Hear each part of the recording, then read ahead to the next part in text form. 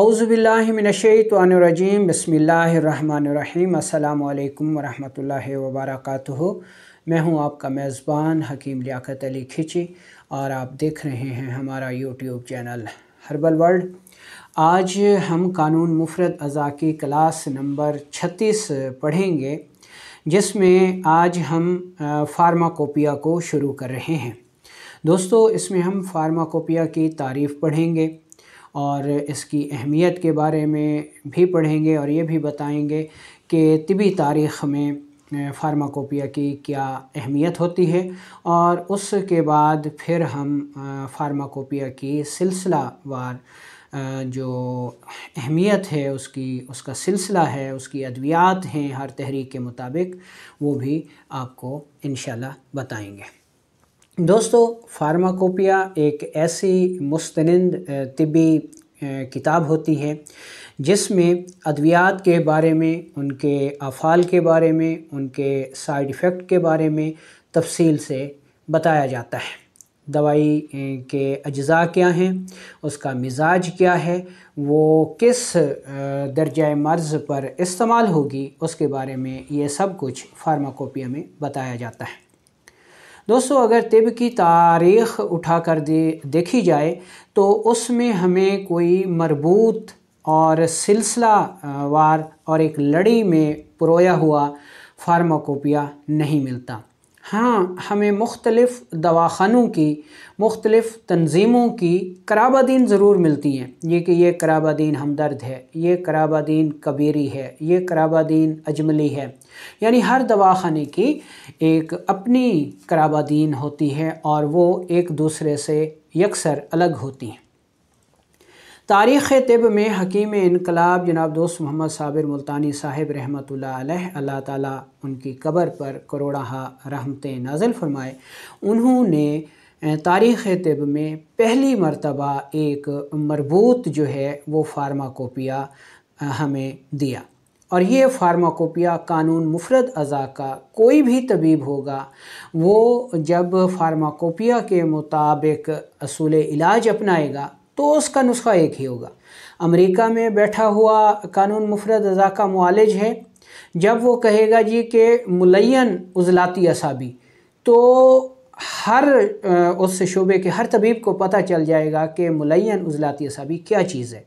ठीक है जी, यानी उसमें एक तरतीब रखी गई है, उसमें कोई चीज़ छुपाई नहीं गई। ठीक है जी।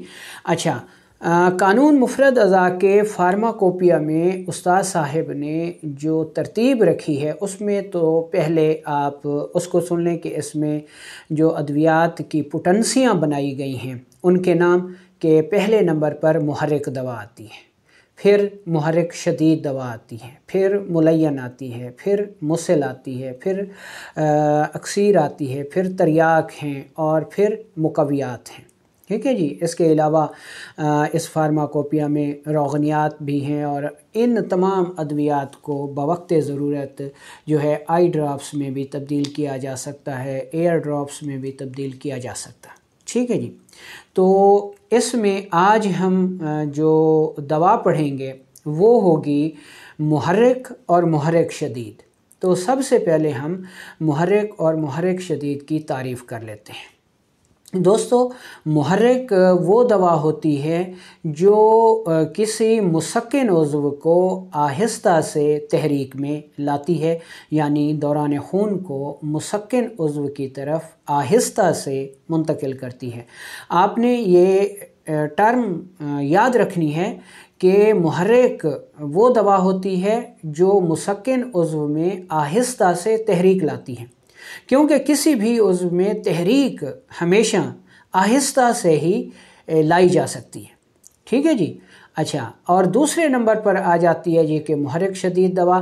तो मुहर्रिक शदीद जो दवा होती है उसकी तारीफ़ भी यही होगी, लेकिन वो मुहर्रिक दवा से ताकत में कुछ ज़्यादा होगी। फ़र्ज़ करें कि मुहर्रिक दवा जो है उसकी ताकत अगर 10 पॉइंट है तो मुहर्रिक शदीद की 15 पॉइंट होगी या 20 पॉइंट होगी। तो ये हो गई मुहर्रिक और मुहर्रिक शदीद की तारीफ़।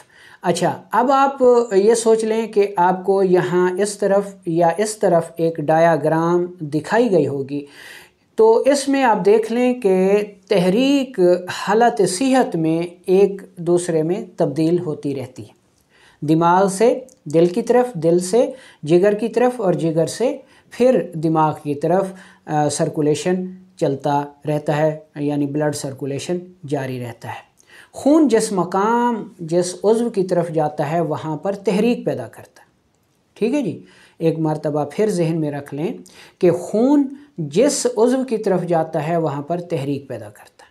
حالت صحت میں تحریک کبھی رکتی نہیں ہے، وہ چلتی رہتی ہے، یعنی دماغ سے دل کی طرف، دل سے جگر کی طرف، جگر سے دماغ کی طرف۔ اور اس میں جو آپ کو یہاں اس طرف اعضاء کی یا سیلز کی یا خلیات کی جو شکل نظر آ رہی ہے وہ ایک ہی ہے، ٹھیک ہے، یعنی تحریک یعنی ان کی شکل سیلز کی ایک جیسی ہے حالت صحت میں، ٹھیک ہے جی۔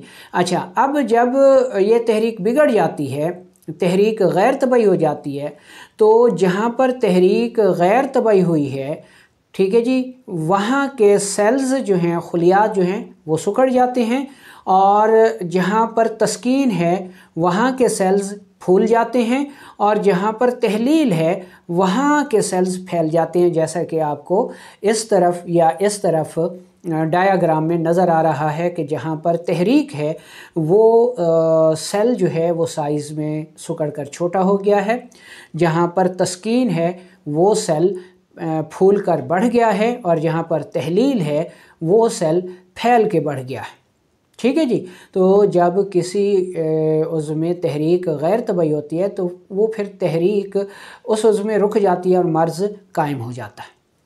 اچھا، اب تحریک کے مقام پر مرض ہے، تسکین کے مقام پر کمزوری ہے، اور تحلیل کے مقام پر ضعف ہے۔ اصول علاج ہمارا یہ ہے کہ جہاں پر تحریک ہے اس سے اگلے عضو میں تسکین ہے جہاں پر، وہاں پر ہم نے طبعی تحریک پیدا کرنی ہے، ٹھیک ہے جی۔ اور جب ہم طبعی مقام یعنی تسکین کے مقام پر تحریک پیدا کریں گے تو تسکین والے عضو میں نچوڑ پیدا ہو جائے گا۔ جب نچوڑ پیدا ہو جائے گا تو تسکین کی وجہ سے اس میں جو رطوبات بھر گئی تھی وہ نچڑ کے خارج ہو جائیں گی، اور تسکین والا عضو تحریک میں آنا شروع ہو جائے گا۔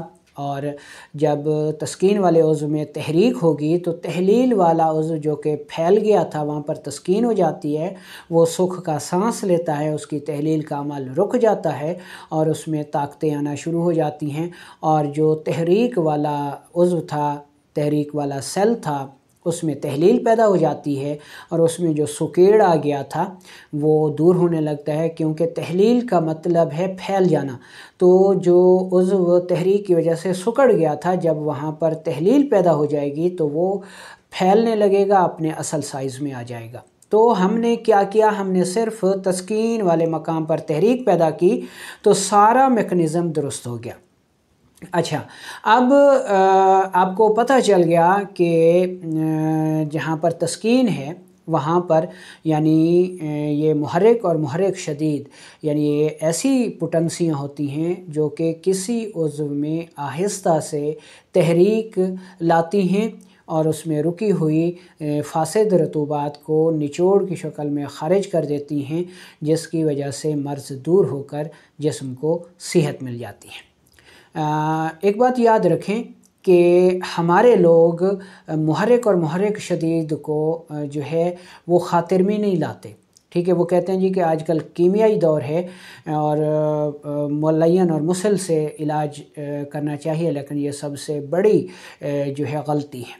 علاج ہمیشہ، خاص طور پر پرانے امراض میں تو علاج ہمیشہ جو ہے محرک اور محرک شدید سے کرنا چاہیے، کیونکہ جب تک تسکین والے عضو میں تحریک آہستہ سے منتقل نہیں ہوگی ہمیں وہ فوائد حاصل نہیں ہوں گے۔ اگر ہم ملین، مسل، اکسیر اور تریاک دیں گے تو وہاں پر تیزی سے تحریک پیدا ہو جائے گی اور ہمیں اپنے مطلوبہ نتائج نہیں ملیں گے، ٹھیک ہے۔ تو خاص طور پر پرانے امراض میں جو ہے کرونک امراض میں محرک اور محرک شدید کو ہرگز نہ بھولیں۔ تو آج ہم پڑھ رہے ہیں جی کہ اعصابی غدی محرک اور محرک شدید دوا کے بارے میں۔ محرک اعصابی غدی دوا میں 2 اجزاء پر مشتمل ہے۔ نمبر 1 پہ سہاگا اور نمبر 2 پہ آ جاتی ہے جی ملٹھی۔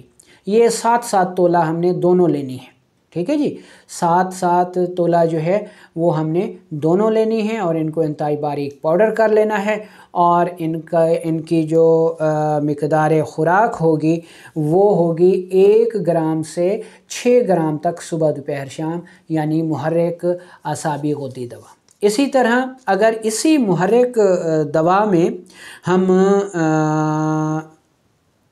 شیر مدار جو ہے وہ آدھا تولہ ملا دیں تو یہ محرک شدید دوا بن جائے گی۔ دیکھیں جی کیسی بہترین ترتیب ہے کہ محرک شدید، سہاگا بریاں اور ملٹھی 7-7 تولہ، یہ محرک دوا ہو گئی اعصابی غدی۔ اب اسی کو ہم نے اگر محرک شدید بنانا ہے تو اسی محرک میں ہم شیر مدار آدھا تولہ جب شامل کریں گے تو یہ محرک شدید بن جائے گی۔ ایسی ترتیب تاریخ طب میں کسی بھی فارماکوپیا میں نہیں ملتی۔ اچھا، جو محرک دوا ہے اعصابی غدی وہ 1 گرام سے 6 گرام تک، اور جو محرک شدید دوا ہے یہ آدھی رتی سے آدھا ماشا تک، یعنی آدھی رتی سے 75 ملی گرام سے لے کر 500 ملی گرام تک جو ہے وہ اس کی مقدار خوراک ہے، ٹھیک ہے جی۔ اچھا، اب یہ دوا کام کب کرتی ہے؟ یہ دوا غدی اعصابی امراض میں استعمال کرائی جاتی ہے، ٹھیک ہے جی، یہ اس کا علاج ہے۔ لیکن اس کے علاوہ یہ عضلاتی اعصابی، عضلاتی غدی، غدی عضلاتی اور غدی اعصابی امراض میں بھی بہترین دوا ہے، خاص طور پر اس وقت جب جسم کے کسی مخارج سے خون آ رہا ہو، ٹھیک ہے جی، تو ایسی صورت میں اس کو استعمال کرایا جاتا ہے۔ یہ دوا جو ہے کھار ہے، الکلی ہے، اور اس کا تعلق جگر سے کے ساتھ ہے، یعنی اس میں جو کھار ہیں، بلغمی رطوبات ہیں، وہ گرم ہوتی ہیں۔ جیسے ہمارے پاس پانی ہے، پانی گرم بھی ہوتا ہے، پانی ٹھنڈا بھی ہوتا ہے، تو یہ جو رطوبات ہوں گی اعصابی غدی محرک اور محرک شدید سے پیدا ہوں گی، یہ گرم کھار ہوگی، ٹھیک ہے جی، اور یہ جن امراض میں استعمال ہوگی ان میں جلندار لیکوریا ہے، ہیپاٹائٹس ہے، پیشاب کی کمی ہے، پیشاب کا جلن کے ساتھ آنا ہے، ہائی بلڈ پریشر ہے، جگر کی سوزش ہے، سوزاک ہے، اور اس کے بعد پیریڈز کا درد کے ساتھ آنا اور بے قاعدگی کے ساتھ آنا، نکسیر آنا، خونی بواسیر ہو گئی، شریانوں کا سکیڑ ہو گیا، تو ان تمام عوارضات میں یہ دوا جو ہے وہ بہترین اور کارگر ثابت ہوتی ہے۔